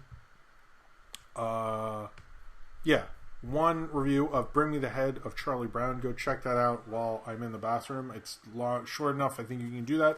It's on YouTube, and then I will do a review of it. And anyway, I want to thank everyone for being here tonight. I hope I can add to be a sort of good distraction to all of your problems, everything that's going on tonight. And I will be right back, and then we'll do the review and all that stuff. And I will see you shortly. Cool. Whoa, going back. Okay.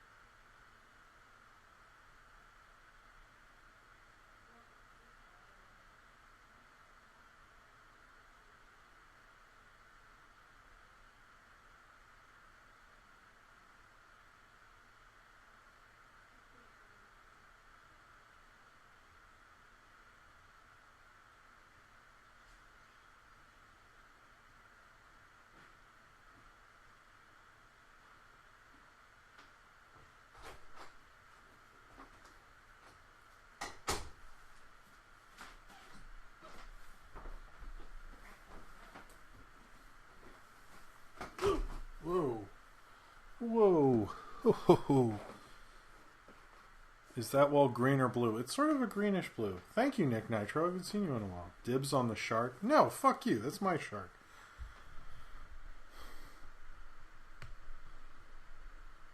I like that people are... Clearly people are watching...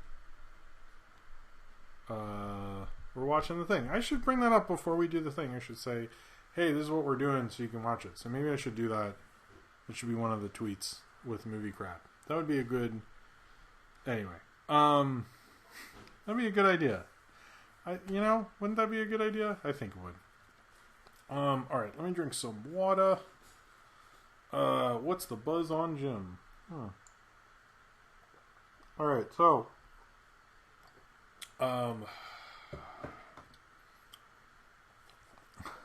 Hey, super guy. I don't know what the I hope it's not me. We're watching The Thing. Alright, so this is the one review, and then we'll do questions after. Yes, I think so. I like that we had Tom Cruise. This is a crazy show. This is a crazy, crazy show. I gotta say. This is one of the crazier ones. Anyway. Yeah, I think I should. I will do that for now on. Cornbread, appreciate that. I'm gonna try to do that. I know there's a short. Ryan knows what it is because it was supposed to be this. Anyway, it relates to the every show ever thing. But I will try to do that for now on and put a link underneath the main movie crap announcement. Maybe I'll put it on the Discord the Friday before. Let's do that next week. Have I seen your movie Sucks latest video? No. I know it does the Kimba the White Lion thing. I know. Yeah, I haven't. No, it's really long. I'm like sort of not as into the going through that. I mean, I did work on the Saber film video, but I just it seemed too long for me. I mean, maybe it's really good. I don't know. Just has not appealed to me at this time.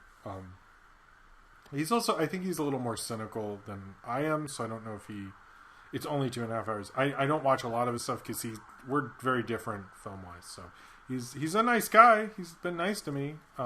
We've been on, 2 pizza parties together? Anyway, maybe I'll check it out at some point. Alright, so,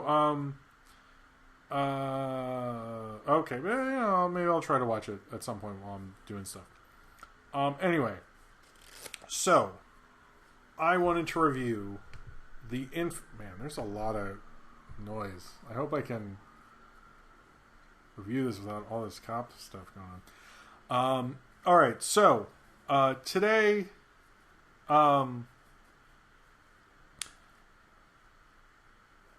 Jim, you getting Ian on the podcast? What, this one? I need to figure out how to do guests on here regularly, but that's also a whole other thing.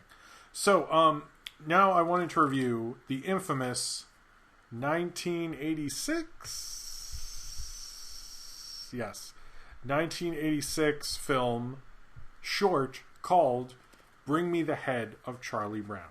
So, what is Bring Me the Head of Charlie Brown? It is a short that is directed by Jim Reardon, who would later kind of go on to co-write Wall-E, would later go on to write Wall-E, write for The Simpsons a lot. He was part of the kind of big group of animators who came out of Mighty Mouse and New Adventures, as well as, I believe it's Rich Moore. Did I get that right?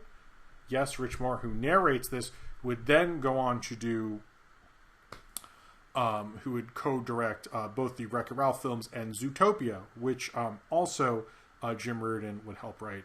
He was considered by Ralph Bakshi, Jim Reardon, to be one of the greatest cartoon writers of his age. That's the quote that is on his Wikipedia page. But Bring Me the Head of Charlie Brown is sort of a Sam Peckinpah mashup with Charlie Brown, in which Charlie Brown, basically a lot of violent stuff happens to Charlie Brown. He shoots all of the kind of gang of the Peanuts because they are he was shooting the gang of the Peanuts because they were attacking him and so forth.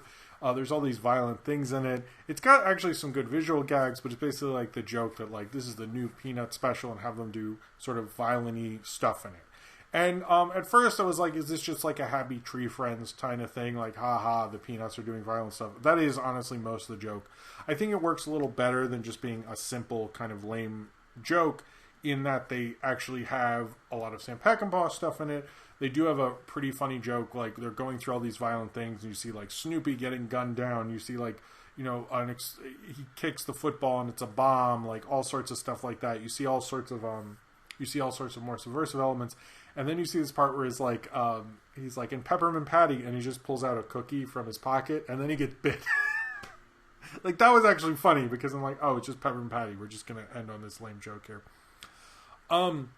And then eventually Charlie Brown kind of has his revenge on the Peanuts gang and goes all like taxi driver after he's put in witness protection, as they say. It's kind of sort of just a naughty thing you would make with animation students would make in college. This is when they're at Cal Arts all together, which I guess, you know, certain animator friends of mine would definitely sign off on the fact that all animators come from Cal Arts. I think it's a fun little short for what it is. I like how heavily it's influenced by Sam Peckinpah. That's kind of a funny little joke in it. Like, Bring Me the Head of Charlie Brown is directly parodying the title Bring Me the Head of Alfredo Garcia, which is a great movie. It's also directly uses actual audio from The Wild Bunch, which William Holden is actually credited in this film because they use his audio in it. But it is actually kind of funny. I kind of liked it for like its weird kind of craziness. It was never really officially released, and even though there's like release dates, I'm assuming that's when it's screened somewhere. It was kind of more of a bootleg thing, and it was really kept quiet on the bootleg market because the new Charles Schultz would get upset about it. I do not have COVID, don't worry. They even wrote a thing at the end, and this is from it's very much credit to Jim Reardon. He actually writes, it's called a Jim Reardon cartoon, but he writes a thing at the end. The creator of this picture wishes to state that he does not in any way wish to tarnish or demean the beloved characters of Charles M. Dutch Schultz, which is actually a reference to a gangster Dutch Schultz. But comic strip Peanuts, no malice or damage to their goodwill was intended. So please don't sue me because it will drag through the courts for years and I haven't got a lawyer. And besides, you've already got half the money in the world and I haven't got any. Okay. So it's kind of made in jest. I think he knew what he was doing. But it is funny how many things they reference, like the Dr. Pepper Godzilla ads. They just sort of, during one of like the melees of it, it's like reference like Popeye hits Rocky. They reference like a mid-80s Godzilla soda ad. I think they have Mickey Mouse getting hit with a bat. Like, it just gets a little like wild and insane. And I can imagine like you're in a college party, you've had a few beers, you watch this, you have a good time. It's funny. It's not trying to make any political message other than having the Peanuts characters beat the living fuck out of each other. But I think what's actually really funny about this is that these are the people who helped make like Zootopia later. Like, and if you think about it, how more radical Zootopia is, of course these people made Bring Me the Head of Charlie Brown later. Tim, is it Tim or Jim? Did I screw this up? I probably said it wrong at some point. I'm a fucking idiot. Is it Jim? It's Jim Reardon. Sorry, Jim Reardon. Like my name. Anyway, well, whatever. I probably messed up earlier. But Jim Reardon would be the head of story at Disney. After this, he worked on The Simpsons, Tiny Toon Adventures, The Critic, things of that nature, and co-wrote Wall-E with Andrew Stanton, who both these guys, Jim Reardon and Rich Moore, would go on to work on Mighty Mouse: The New Adventures, as well as like John. They were hired by John Kay, actually. But that huge group of like newer animation talent that came out of Mighty Mouse: The New Adventures, you can also sort of tell like if they played this for John Kay and he was making Mighty Mouse: The New Adventures, it like kind of just makes sense completely. That this sort of happened. But you should also check out Mighty Mouse: The New Adventures if you ever can. But this is kind of like a fun little college short made by two major animation talents. You might not know Jim Reardon or you might not know Rich Moore, but they've made some pretty substantial and led to some substantial pieces of animation during their careers and are a big deal. and would be part of Mickey Mouse: The New Adventures, which was highly influential both in how it started all these careers, how it also influenced the Sonic Sat AM cartoon. No, it influenced I guess it's the Adventures of Sonic, which also would go on to influence OKKO. It's kind of like the legacy that these guys were later a part of, like, goes on all the way to current animation, but this is sort of like where they started from, and it shows you how radical they were, how they like different kinds of film, how they have Taxi Driver references, how they want to do a Sam Peckinpah reference in a short about Peanuts. Shows like they're kind of more I would say they have a healthy cinephile view on things, and I think you got that from shorts like this, that these guys were kind of like culturally interesting people, and they like have like crazier gags that definitely sort of work in this weird kind of sketchy black and white kind of crazy short that is Bring Me the Head of Charlie Brown. And yes, I will say John K is definitely gross and weird, and I'm not signing off on him at all. I'm just saying his part in animation history, but I sort of regret that we have to talk about him at all. Also, I should bring up that the thing with John K is we'll see that documentary is going to be interesting with John K. Anyway, Blacksy Axelwinkle, please stay safe as well. Let me drink some water, and then there's one Patreon question, and then we can do the other questions. So post your question below.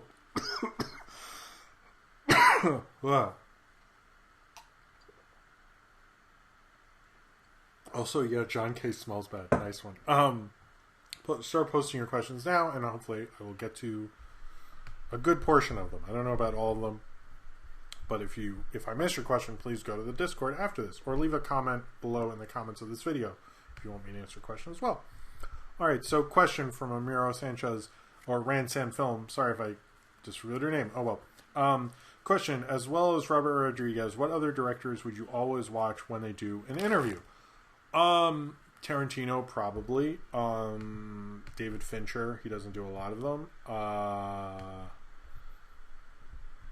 I'm trying to think where else. Who else? Steven Soderbergh. Steven Soderbergh, I would listen to any podcast, and I've listened to like sports podcast. I love Steven Soderbergh. Probably Miyazaki or Takahata, but I don't think one of them is doing interviews anymore. All right, is Ryan's the first question? Where's the cheese? I've noticed I've gotten a few comments on my old weird short film video, Where's the Cheese? You should check that out. Someone can post that in the chat if they want to. It's like, sometimes I like to make weird little things. I thought I saw a question before Ryan's, but if anyway.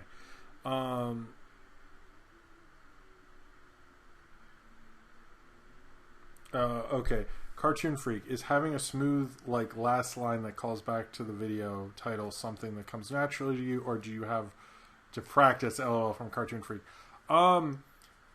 Sometimes it's good ending. I don't do it with everyone. I kind of do it on these just because, and I'm covering a lot of topics and a lot of information, so it's just sort of a better way to do it on these, but I do it a lot, but I think sometimes, like, if you can't come up with an ending, it's just a good way to end it, so that's sort of why I do that. I don't know. But it is a little lame, I will admit that. Ace the Windriser, do you think we will ever see Kite Man in a DC live action movie, and if so, who should play him? Jeremy Renner, and possibly. Question: what are your thoughts on the concept of remaking bad movies? I see people say remakes should just be that, but what about said bad movies were such a bad rap that spells doom sales wise? Well, I know John Waters has the theory that why don't we remake bad movies and make them good? I think that's a cool idea.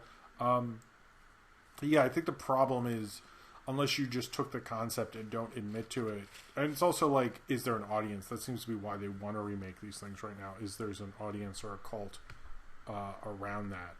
So I don't think they would want to do that unless they were assured that they could do that, but I wish they would, because, yeah. Zodberg, when will you do Best of Tubi? I think next week, actually. I think that's the plan. I'm not sure which person I'm going to ask, but I have some ideas. Question from Not Plausible. What's box? Nice. Jacob Shelter, would it be all right if you can watch Lavard's documentary on Filipinos actors like Wing Wang and Rudy Fernandez? I don't know. I'm very busy right now. I've been working on like a lot of different projects, so I don't want to say. I don't want to say I have the time to do that, but I'm open to it. Maybe send me the documentary, or I'm not sure what that's on, but if it's on a streaming service, I might while I'm doing other things. I could guarantee that one possibly. Black Action Meaningful. My question is, what do you think of a Kevin James action movie would be like? I know that one that he's doing where he's like the neo-Nazi thing. That looks actually kind of cool. I might see that. And Joel McHale's in it. That looks interesting to me. I think it should be like that. It seems like he wants to do some range. Chiam Chaser, I think. Do you like any kaiju that isn't part of the Godzilla series? P.S. Thanks for all the content you put out. Oh, thank you very much. I would say I'm not as versed in kaiju that isn't Godzilla. Like, I don't want to say like Mothra or Gamera because that's like sort of related. You know what I mean? Maybe Them, which is not kaiju because it's American. Yeah, I don't think I know much about that, unfortunately. So, Tannerlands. Hey, Tannerlands. I don't think I saw you. Anyway, I must have missed you. Apologies. Are the cops after you for trash talking the Paw Patrol? That's been a huge problem. That's why I have to avoid the cops because of the Paw Patrol. Cartoon Freak, what is your opinion on wood-fried pizza? What do you think pizza... Where do you think pizza will work now?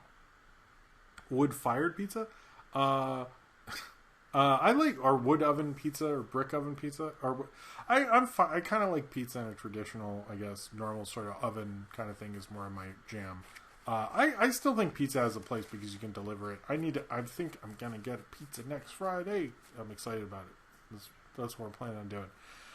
Question: having recently started binging Twin Peaks, what David Lynch works would you recommend to someone hooked on that series? Well, Bruce Parker, I would say Twin Peaks is not like his other stuff, but I think Blue Velvet, if you haven't seen that, you should. Eraserhead is, if you really like the very weird stuff in that, Eraserhead is one of my favorites. I would say also Mulholland Drive. These are kind of like the basic Lynchian things, but I'd say those, and then kind of go deeper into the catalog. Elephant Man's sort of an outlier, to be honest, but that's still a great movie. You could watch that anytime. Let's just say Elephant Man. Those are a bunch, but Blue Velvet's probably one. I remember watching that after I was really into Twin Peaks. And I think the newer episodes are sort of like kind of more like Mulholland Drive or Inland Empire, which Inland Empire would wait till you build up a tolerance, I would say. And you don't need to see Dune. Zane Powers, thoughts on the idea that this year's season of South Park being all about COVID, I didn't know that, and the quarantine, and yes, you know, that's what it's going to be. That seems very South Parkian, to be honest with you. I'm curious how they would do that, but that's sort of how they are. It doesn't really surprise me. It's more like, oh, okay. I hope they do something interesting with it. Nathaniel Fogel, since the Snyder Cut and the Seth Green cut exists, what's a movie cut you really desire besides the Creech cut? I was actually thinking about this. Well, even though I know we don't really talk about him, the Annie Hall cut before what they made, because it was like a completely different movie that was like 3 hours and a mystery. I would like that cut. I would like the there's probably like another one that I can't think of. I would like the original cut of Star Wars with all the like extra, like the World War II footage instead of special effects shots. I actually think that would be interesting. That's a cut. I wanted to make a video on that cut because it's lost and I think it shouldn't be. I would want a cut of I think that's it. Yeah, I'm just gonna go with that. I probably could just stand here and stare off into space and come up with something. Oh, the Black Cauldron, the original Black Cauldron cut. That too.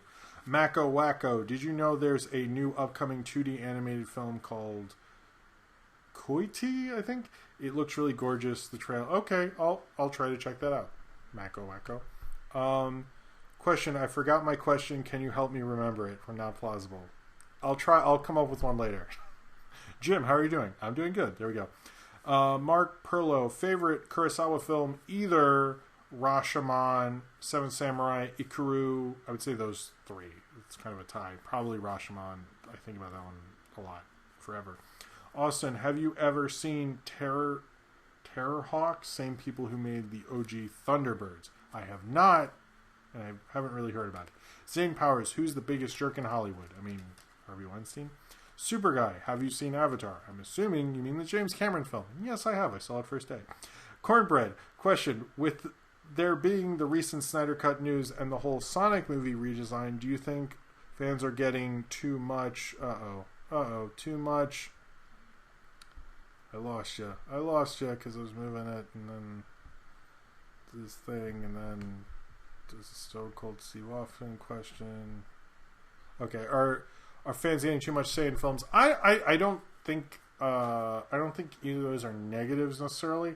And I don't think that's a problem. I know people question that a lot, but I think fans have a certain amount of say, but we'll see what happens when these actually come out and hopefully make some profit. But I don't find it to be a problem. Zane Powers, what streaming service has had the best launch? I would say Disney Plus, actually, and even though that wasn't perfect, I would say, to be honest, Jonathan Marks Gamer, question, the Cartoon Network library is pretty limited. What do you think they should add on their HBO Max? I would say, like, get all the obscure stuff, get the weirder stuff, because is Cow and Chicken on it? See, there's the problem with HBO Max, and when you're trying to review all this stuff of it, it's like, I'm not even sure what's on there at a certain point. But I would say Cow and Chicken would be one. I would, even the Moxie show, I would want them to get, like, show your full library. You have an impressive library, show it off, and they're not really even doing that. So, Austin, what's my name? Dunkachino. Cornbread, when am I getting my 2-hour Dunkachino film? I hope so. Maybe Netflix can do that. Remake Paul Blart, never. Question, favorite Kevin James film? Maybe Paul Blart, I guess. Black Sea Axel, have you considered ending all your videos like Stone Cold Steve Austin? Does he make videos? I don't know. Does he just say suck it? I don't know well enough. Bruce Parker, besides the obvious ones such as the X-Files and Cops, what show would you say really couldn't be made today given current cultural trends? Well, The Cosby Show. Austin, did you know that Werner Herzog didn't know John Waters was gay, but knew him as a friend for 35 years? I mean, that sounds very Werner Herzog, but yeah, I would believe that because Werner Herzog is very smart, but also sort of oblivious. Not plausible. Do you think George Lucas relies too heavily on old B movies for his creative inspirations? I mean, Spielberg does too. I don't see that as a problem, but he also is very influenced by Kurosawa. So I'd say he's not fully, but I don't see that to be a problem, to be honest with you. Have you ever broken a bone, and how? From Zane Powers. No, I've never broken a bone. I've sprained a lot of stuff. I broke my toe. I slipped in the shower in a major fall and messed up my toe, and I did break that. So I guess I did that. Okay. M. Blood T, since you sat through that awful Magellan movie, you mind checking out Filipino movies? My friend recommendation, Birdshot, since it's on Netflix, I think. Oh, maybe I will. I've noticed people want me to check out more of this, so maybe I should at some point. Who killed Captain Alex? I feel like I'm missing the reference there. Every monster has a country. What's New York's? Racism? Question. The cartoon... Oh, wait. Are we going back? What's going on here? You think people will learn to love HBO? I think eventually we'll like it more. I think it'll eventually work. If you could watch any movie throughout history in theaters again, what would you choose? Probably Public Enemy, Jaws, original release, Star Wars, like the big stuff, Back to the Future even. Schroeder?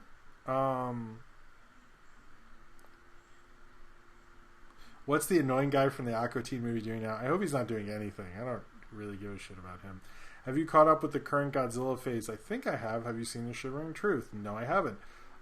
Jim, I have a question for you on why the Earth do you hate Paw Patrol so much with the unriling, burling fashion? Not trying to flame you, just wondering why. Because I don't think it's good for kids. That's why.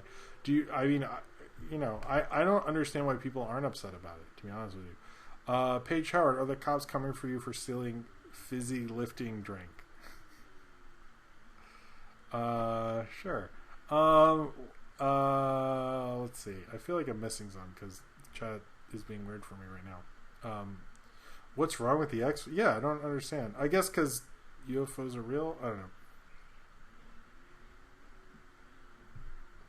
know. Okay. Thoughts on King of Queens? I have no thoughts. on the King Queens, to be honest with you. What's a show or film you want on HBO Max?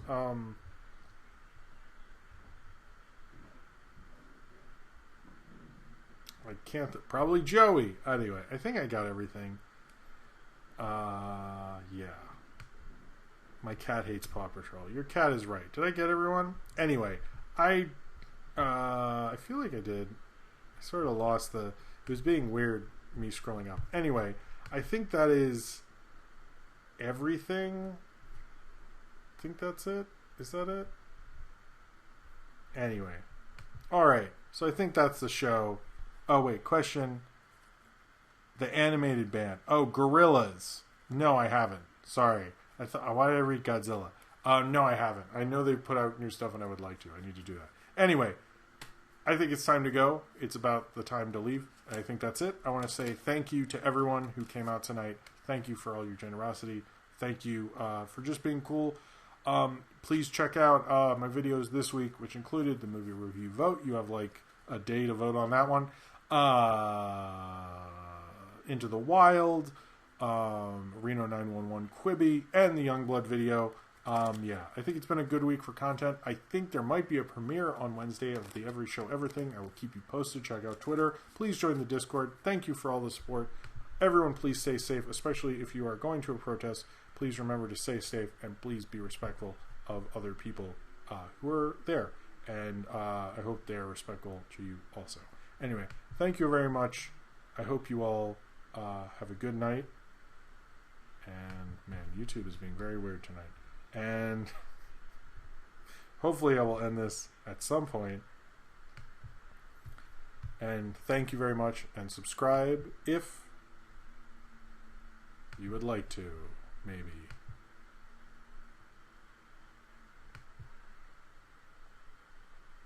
Possibly. Okay, and subscribe if you would like to. Peace out.